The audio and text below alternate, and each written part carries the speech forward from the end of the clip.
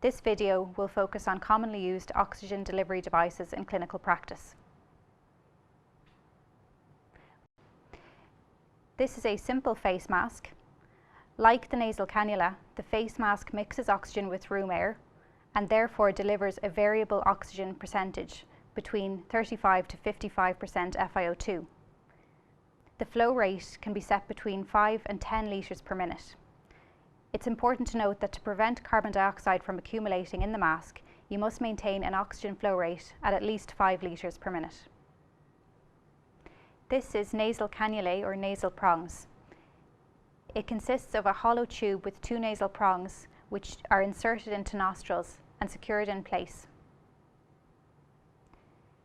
They deliver between 24 to 44% FiO2 with a flow rate varying between 1 to 6 litres per minute.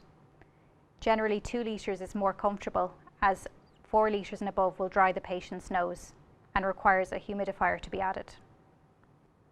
Here you can see a Venturi mask where a green port has been fitted to the mask and then will be set to deliver 60% FiO2 at a flow rate of 15 litres per minute. In this picture you can see the different coloured ports used to control the amount of FiO2 in Venturi masks. The blue port delivers 24% FiO2 at a set flow rate of 2 litres per minute. The white port delivers 28% FiO2 at a set rate of 4 litres per minute. The yellow port delivers 35% FiO2 at a set rate of 8 litres per minute, and the red port delivers 40% FiO2 at a set flow rate of 10 litres per minute. This is a non-rebreather mask, or sometimes called a reservoir bag mask. This is used when a high oxygen requirement is necessary, generally in acute situations where a patient is very unwell and hypoxic. It's generally used as a short-term bridge therapy and is not for long-term use. This is oxygen tubing, which must be connected to the mask and also to the oxygen port in the wall. This is a simple face mask, and it can be placed over the patient's nose and mouth with an elastic strap over the ears to the back of the head. It's important to adjust the length of the strap to ensure that the mask fits the patient securely. Face masks generally deliver a variable oxygen percentage ranging between 35 to 55% FiO2, and the flow rate can be set between 5 to 10 litres per minute. Remember that it's always necessary to connect the tubing to the oxygen supply at the wall as well as the patient's mask, and then to set the appropriate flow rate using the flow meter as shown.